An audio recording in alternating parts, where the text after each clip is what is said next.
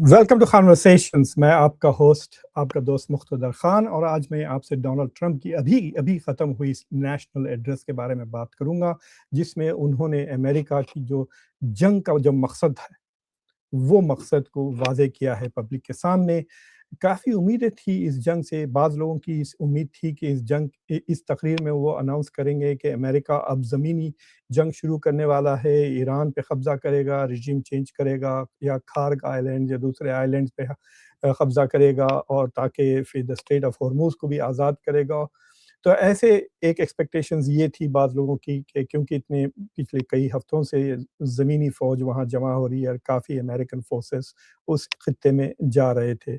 एक दूसरा एक स्कूल ऑफ थॉट था, जो जिसमें मैं भी थोड़ा-सा शामिल था, वो ये था कि हो सकता है कि डोनाल्ड ट्रंप ये अनाउंस करेंगे कि जंग उन्होंने जीत गई है, और ईरानियों ने उनकी शर्तें मान ली है और वो सीज़ फायर हो जाएगा। तो आई थॉट कि वो अब सीज़ फायर भी अनाउंस कर सकते। तो ये 2 एक्सट्रीम पोस्ट है।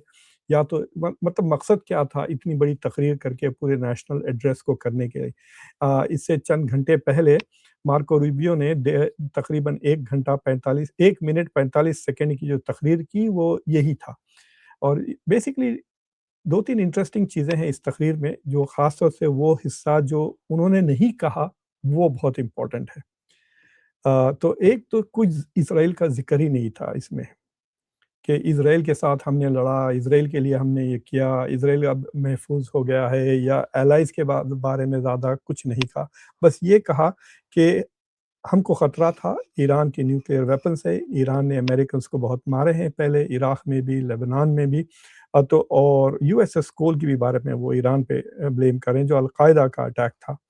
तो वो कह रहे हैं कि अब ईरान ने ये सारी चीज़ें हम पे की हैं, मुसलसल एक थ्रेट है हमारे लिए, ख़ास तौर से न्यूक्लियर वेपन। वो अब शायद कल हासिल कर रहे थे न्यूक्लियर वेपन, और इनका ये शक था कि जैसे उसके हाथ में न्यूक्लियर वेपन्स आएँगे, वो इस्तेमाल कर लेगा अपने नेबर्स पे, या अमेरिका पे, या इज़राइल पर। तो उसे रोकने के लिए ये इन्होंने उस पर हमला किया, और फिर कहा कि हम ईरान जो है सो एक कन्वेंशनल बेस, यानी जो मिसाइल्स वगैरह हैं कन्वेंशनल, उसकी बैलिस्टिक ड्रोन्स, उसकी एक ढाल बना रहा है, जिसके पीछे से वो न्यूक्लियर प्रोग्राम अपना बढ़ा रहा है। तो हम उस ढाल को तोड़ने के लिए ये जंग किए हैं, कि ताकि ईरान के पास ना मिसाइल्स हो, ना बैलिस्टिक मिसाइल्स हो, ना मिसाइल बनाने की कैपेसिटी हो, ना लॉन्च करने की कैपेसिटी हो, और वो सब हम तबाह कर देंगे, और तबाह कर दिए हैं उनकी नेवी वगैरह वगैरह। ऐसा कह रहे हैं कि जैसा कि ईरान टोटली ख़त्म हो चुका है। अब हम अ, उनको कह रहे हैं कि वो हार मान लें। लेकिन एक इंटरेस्टिंग बात कही कि ऐसा रिजिम चेंज का हमारा कोई मकसद नहीं था। लेकिन रिजिम बदल गई है। ये दोनों बातें कह रहे हैं। एक तो कह रहे हैं कि रिजिम का चेंज का हमारा कोई मकसद नहीं था, लेकिन फिर ये भी कह रहे हैं कि क्योंकि लीडर्स मर गए, एक तरह से रिजिम बदल गई है।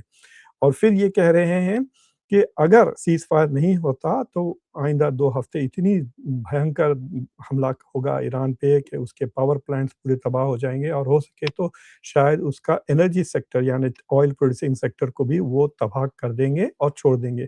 लेकिन उन्होंने ये भी क्लियर कर दिया कि अमेरिका स्ट्रेट ऑफ हॉर्मूज़ को खोलने की कोई कोशिश नहीं करेगी। उन्होंने कहा कि हमारा तेल वहाँ से नहीं आता, हम रशिया और सऊदी अरेबिया दोनों को मिला भी लें तो उनसे ज़्यादा हम तेल प्रोड्यूस करते हैं, हमें उनकी तेल की ज़रूरत नहीं है। तो वो मुल्क जो डिपेंडेंट है स्ट्रेट ऑफ हॉर्मूज़ पर तेल के लिए, वो मुल्क को चाहिए कि वो जाएँ और ये आज़ाद कर दें। हम बहुत कमज़ोर कर दिए ईरान को, अब बहुत आसान हो गया, कोई भी जाके स्ट्रेट ऑफ हॉर्मूज़ को आज़ाद कर सकता है। मुझे ये समझ में नहीं आ रहा, अगर कोई भी स्ट्रेट ऑफ हॉर्मूज़ को आज़ाद कर सकता है, क्योंकि अब ईरान को इन्होंने इतना कमज़ोर कर दिया है, तो अमेरिका ही क्यों नहीं आज़ाद कर देता और क्रेडिट ले लेता इसका? ऑलरेडी वी हैव स्पेंट, कई लोग मारे भी गए अमेरिकन्स, बिलियंस ऑफ डॉलर्स हमने खर्च कर दिया। अब छोटी-सी अगर बात है तो कर दें स्ट्रेट ऑफ हॉर्मूज़ को भी आसान आज़ाद, और फिर उसका क्रेडिट भी ले लें। जो बातें उन्होंने नहीं की, वो बड़ी दिलचस्प है। उन्होंने ये बात नेटो की कोई ज़िक्र ही नहीं किया। उससे मुझे बड़ी हैरत है, शैल वी से कि हैरानगी हुई है कि he has not said anything to the NATO. उन्होंने ये भी एक थोड़ी लॉजिकली प्रॉब्लम थी। उन्होंने कहा कि देखो कैसा ईरान ने अपने नेबर्स पे हमला किया, जो बेगुनाह हैं उनका इस जंग से कोई ताल्लुक नहीं है, उन पे भी हमला कर दिया, व्हिच इज़ नॉट ट्रू। उनके सारे बेसेस का इस्तेमाल अमेरिका कर रहा है। उन्होंने अपनी एयर स्पेस भी इज़राइल को दी है और उसमें से बाज़ मुल्क जैसा कि बहरीन और यूनाइटेड अरब एमिरेट्स है, वो तो इज़राइल के एलाइज़ भी है। द अब्राहम एकॉर्ड्स के वो सिग्नेचर्स हैं उनके, तो वो एलाइज़ हैं, वो खुद कहते हैं कि हमारे पार्टनर्स हैं, स्ट्रेटेजिक पार्टनर्स हैं वो इज़राइल के। तो लेकिन वो कह रहा है कि क्योंकि अमरीका क्योंकि ईरान ने ये सबूत है कि वो दूसरों पे हमला कर देते। देखिए, ईरान ने उन मुल्कों पे इसलिए हमला किया क्योंकि अमेरिका और इज़राइल ने उसके ऊपर हमला किया और इनका बेसिस का इस्तेमाल किया। और ईरान की अ, ईरान की जो ऑयल फ़ील्ड्स है, उस पे पहला हमला इज़राइल ने किया, तो उसके जवाबी हमलों में फिर ऑयल फ़ील्ड्स पे ईरान ने हमला किया। हाँ, ईरान ने धमकी ज़रूर दी थी कि मैं स्ट्रेट ऑफ हॉर्मुज़ बंद कर दूँगा और उन्होंने बंद कर दिया, उसको इतना आसान नहीं है। दूसरी चीज़ ये है कि कई चीज़ें आर नॉट फैक्चुअली ट्रू कि ईरान की मिलिट्री कैपेबिलिटीज़ वगैरह ख़त्म नहीं हुई। अगर हो जाती, तो डोनाल्ड ट्रंप क्यों ऐसा भिखारियों की तरह मदद माँगने जाते, यूरोपियंस के पास क्यों मदद माँगते, चाइना से क्यों मदद मा प्रेशर डालते अरबों को कि आप जॉइन करें।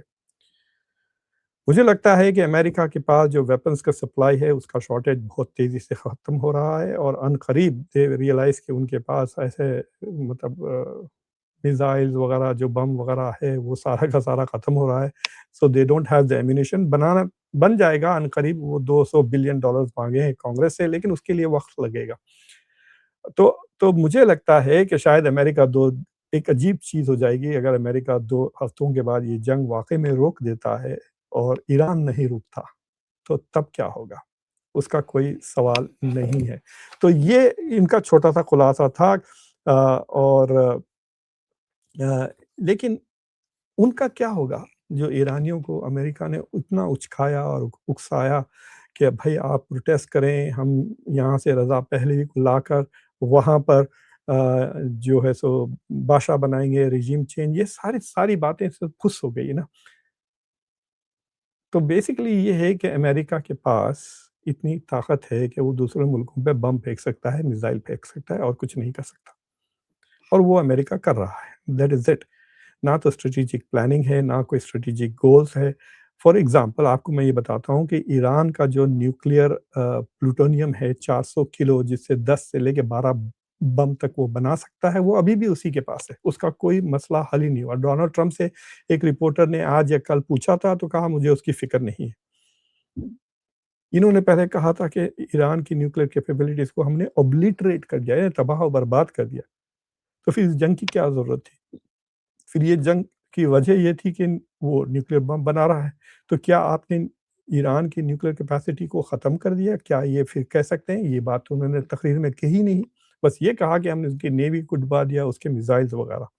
तो मुझे लगता है कि इनके जो मेजर गोल्स थे अमेरिका के, रिजीम चेंज, एक प्रो इज़राइली बादशाह को वहाँ बिठाना, नंबर 2 ईरान की जो यूरेनियम एनरिचमेंट है वो ईरान से वापस लेना बाय मेकिंग इट सरेंडर। तीसरा जो उसकी जो कन्वेंशनल कैपेबिलिटीज़ है उसे तबाह कर देना, उसकी इंडस्ट्रियल बेस को तबाह कर देना, वो सब अभी नहीं हुआ। ईरान अभी भी फायर कर रहा है मिसाइल्स, अभी भी हॉर्मुज़ पे। अभी एक अमेरिकन इतना बड़ा ऑयल टैंकर जो दुबई के पोर्ट में था, उसको डुबा दिया है ईरान ने। सो आई थिंक कि येस, ईरान का नुकसान बहुत हुआ है, बट उसकी कैपेबिलिटीज़ अभी काफ़ी बढ़ गई है। मतलब उसकी कैपेबिलिटीज़ काफ़ी कम हो गई है, but it is still surviving and still has the capacity कि वो हॉर्मुज़ को पकड़ के रख सकता है। और इज़राइल और अगर अमेरिका विथड्रॉ हो जाते हैं, तो वो अपने सारे पड़ोसियों को काफ़ी कहते हैं ना, नाको चने चबा सकता है। So I think this mission accomplish इसलिए कह रहे हैं कि ही इज़ रियलाइज़ कि वो मिशन कंप्लीट नहीं कर सकते। डोनाल्ड ट्रंप को इस बात का एहसास हो गया कि वो इस मिशन को कंप्लीट नहीं कर सकते, इसलिए वो मिशन अकम्प्लिश्ड का ऐलान करके निकलने वाले हैं। मुझे लगता है कि 1-2 दिन या एक ज़्यादा से ज़्यादा 2 हफ्ते तक आप देखेंगे, एक भयंकर बमबारी ये करेंगे। ईरान की काफ़ी कैपेसिटी, जब अगर लोग मरने लगे तो शायद ये रुक जाए। But I think they are going to destroy जो भी इनको नज़र आया। अगर कहीं कोई फैक्ट्री दिखी, किसी भी चीज़ की, उस पे बम डाल देंगे, ब्रिजेस पे क्योंकि इन्होंने एयर डोमिनेंस एस्टैब्लिश कर दिया और ईरान के पास कोई ایران نہتھا ہو گیا ہے in terms of it has no defence. Iran ایک ایسا سپاہی ہے جس کے پاس ایک تلوار ہے لیکن ڈھال نہیں ہے.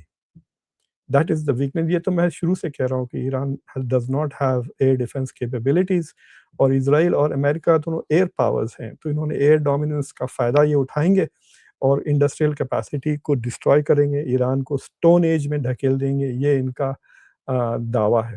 اس سے ہٹ کر I don't think that is going to happen. لیکن اس جنگ کے بعد اگر یہ رک جاتی ہے بغیر ریجیم چینج ہوئے، بغیر اسٹریٹ آف ہارموز کو آزاد کیے، تو یقیناً Iran will become a more powerful country than now, اور America will become a less powerful country, اور امریکہ کی کریڈیبلٹی ختم ہو جائے گی گلف میں. اور امریکہ کے جو گلف کے عرب الائز ہے یو اے ای کو چھوڑ کر، وہ دوسری جگہ دیکھ رہے ہیں. آلریڈی آپ نے دیکھا جو کوڈریلیٹرل سمٹ اسلام آباد میں ہوئی، جہاں ترکی، ایجپٹ، پاکستان اور سعودی عربیہ وہاں آئے تھے، تو they are going to think of alternative security arrangements. تو مجھے لگتا ہے کہ یہ جنگ الٹیمیٹلی اس خطے کے جو آرڈر ہے، گلوبل آرڈر، اس کو ڈیفینیٹلی بدل دے گا. اسرائیل کا ضرور فائدہ ہوگا، لیکن ایران کا بھی ایک طرح سے فائدہ ہوگا. اب یہ اور بات ہے کہ ایران پہ جو سینکشنز ہے وہ رہیں گے، اینڈ دین وی ول سی کہ اس سینکشن سے کیا ہوگا. تو مجھے لگتا ہے کہ ایران اب ذرا اور بلیٹنٹلی یہ سینکشنز وائلیٹ کرنے لگے گا، کیونکہ وہ سمجھے گا کہ اس نے جنگ جیت گئی.